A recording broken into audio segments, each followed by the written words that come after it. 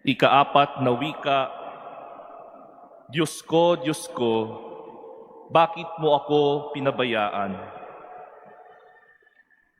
Ang mabuting balita ng Panginoon ayon kay San Marcos. Papuri sa iyo, Panginoon. Nagdilim sa buong lupain mula sa tanghaling tapat hanggang sa ikatlo ng hapon. Nang ikatlo na ng hapon, sumigaw si Jesus,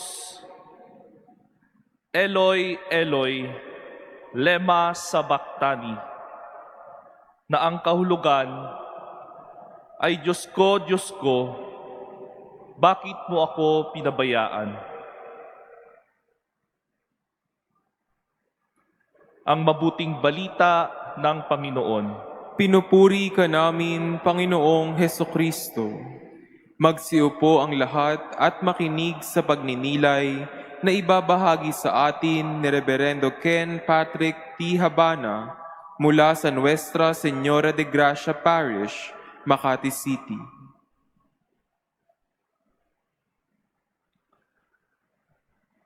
Ayon sa opisyal na datos, mayroong 2.7 million katao na deployed OFWs or Overseas Filipino Workers noong nakaraang taon. Wala pa dito sa bilang ang mga hindi rehistrado o ang mga tinatawag nating TNT. Dagdag dito, may isang pag-aaral na nagsasabi na humigit kumulang 27% o isa sa bawat apat ng mga Pilipinong kabataan ngayon ay nakaranas na maiabandona o maiwan ng kanilang mga magulang dahil sa trabaho sa ibang bansa.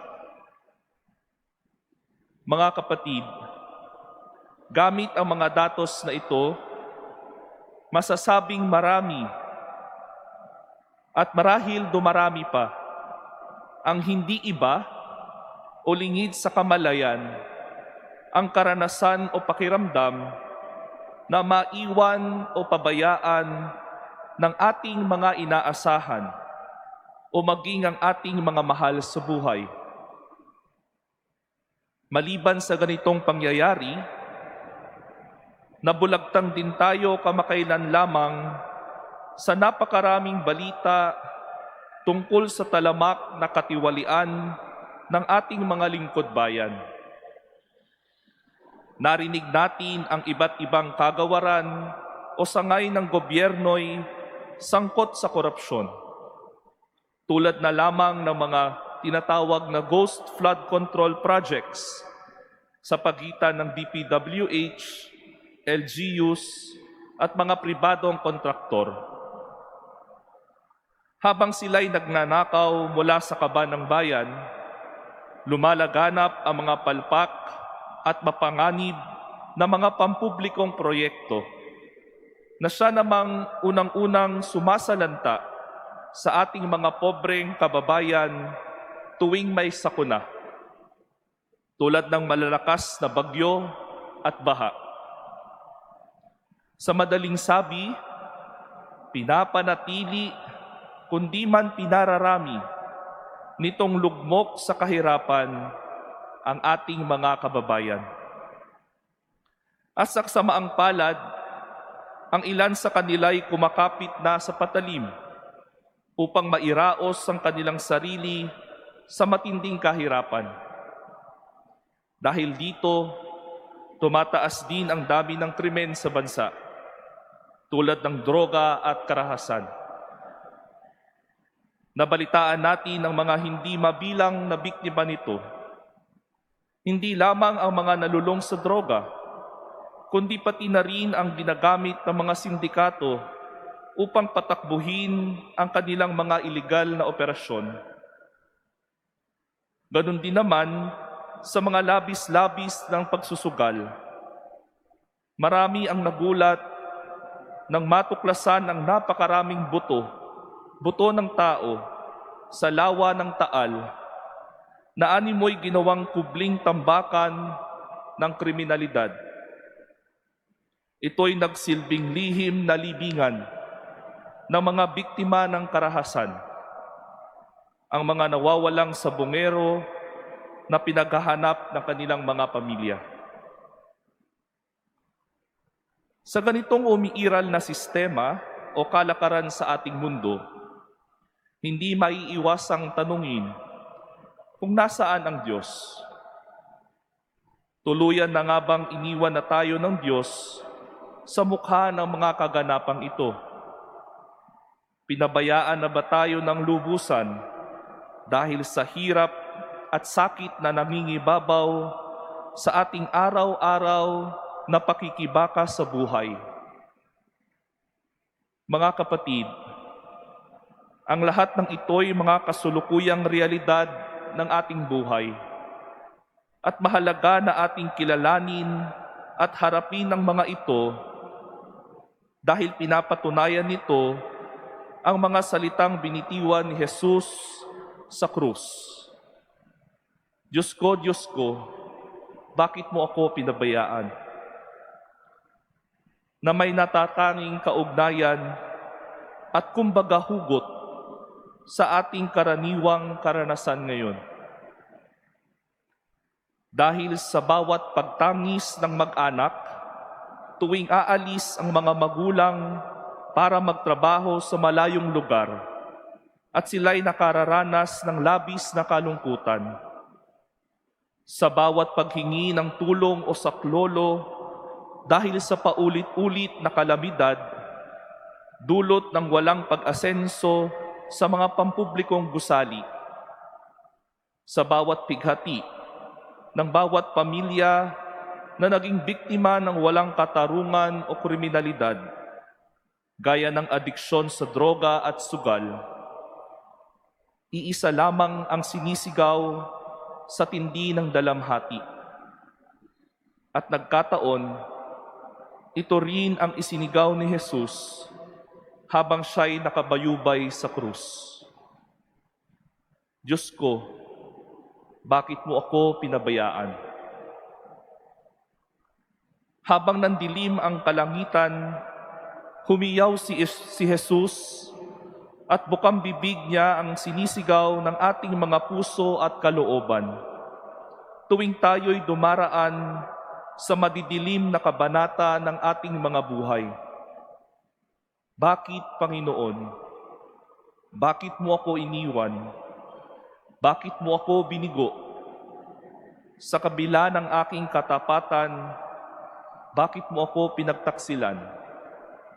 Bakit mo ako pinabayaan sa hirap at sakit na tila bagang parusa sa pagkakasala na hindi ko naman ginawa? Noong taong 2015, bumisita si Pope Francis sa Pilipinas at tumambal sa kanya ang tanong ng isang 12 taong gulang na bata. At ang sabi, marami na po ang mga batang pinabayaan at ng kanilang mga magulang. Marami sa kanila ang naging biktima at masama ang nangyari sa kanila, tulad ng droga at prostitusyon. Bakit po pumapayag ang Diyos na may ganitong nangyayari? Kung iisiping mabuti, bitbit ng batang ito ang tanong nating lahat.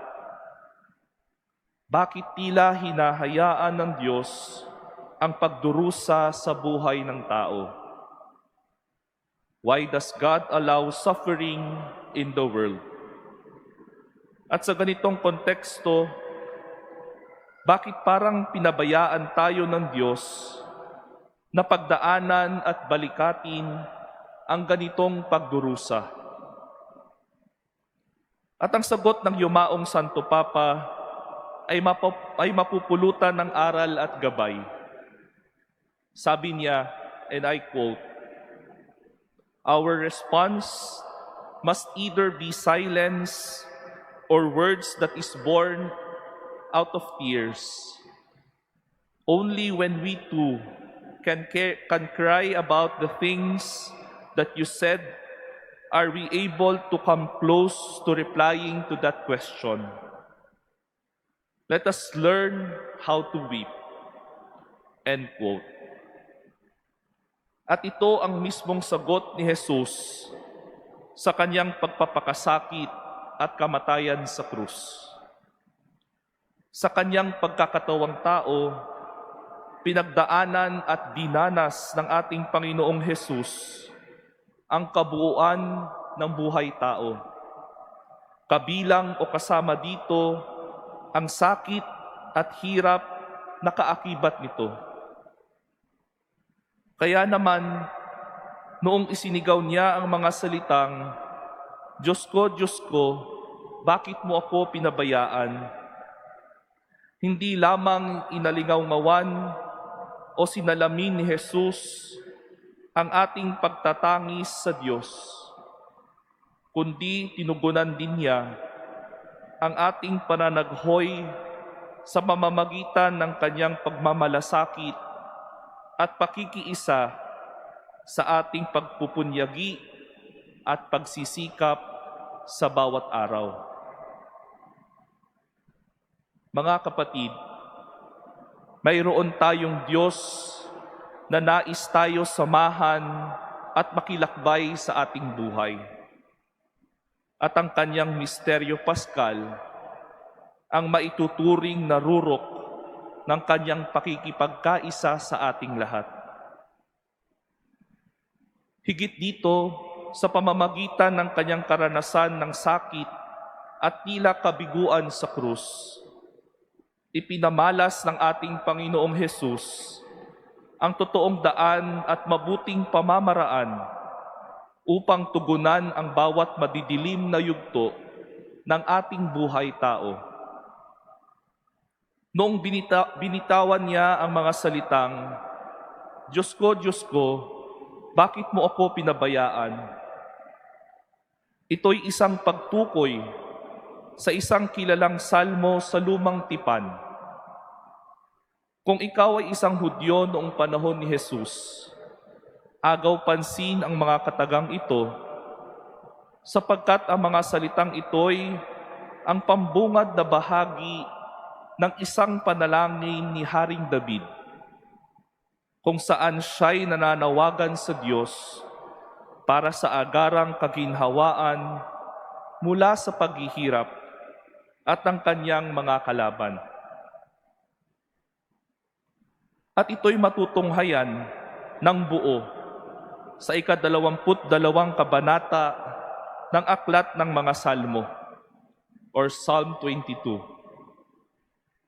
At marahil hindi naman kalabisang isipin kung bakit kaya panalangin ang handog ni Jesus habang siya'y yakap ng dilim, habang nakabitin sa krus at nag-aagaw buhay.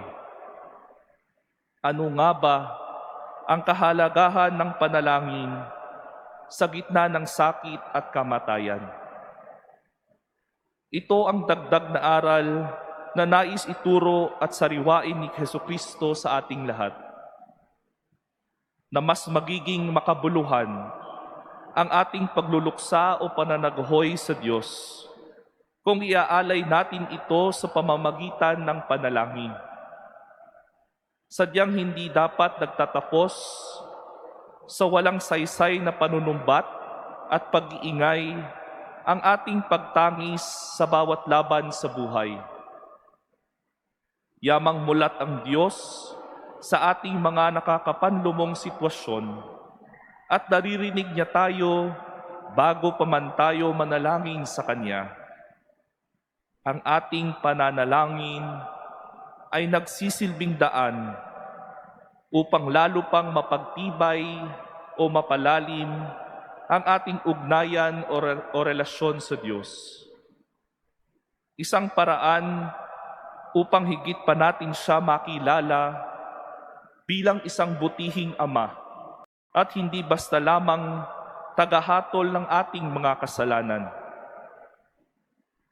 Kung tayo'y lalapit sa Diyos nang may bukod tanging pagkilala na siya'y isang mabuti at mapagmalasakit na ama. Magbabagong anyo ang mga salitang, Diyos ko, bakit mo ako pinabayaan? Hindi na ito basta puno ng pagkabigo at paninisi. Sa halip, tulad ng isang anak, mangingibabaw ang pananabik, mayakap ang kanyang magulang. Kalakip ang muling pagtalima at paghahangad, makadaupang palad o ng pagkakaroon ng mas malapit o malalim na relasyon sa isa't isa. Habang nakabayubay sa krus si Jesus, ito ang konsolasyong hatid sa atin ng ikaapat na wika ng ating Panginoon. Gaya niya, naway huwag nating kalilimutang manalangin, lalo na sa panahon ng kahirapan, at mamuhay tayo bilang mga tunay na anak ng Diyos. Marunong idaing ang ating mga sakit at pagsisikap ng puno ng pananampalataya, pag-asa at pag-ibig. Amen.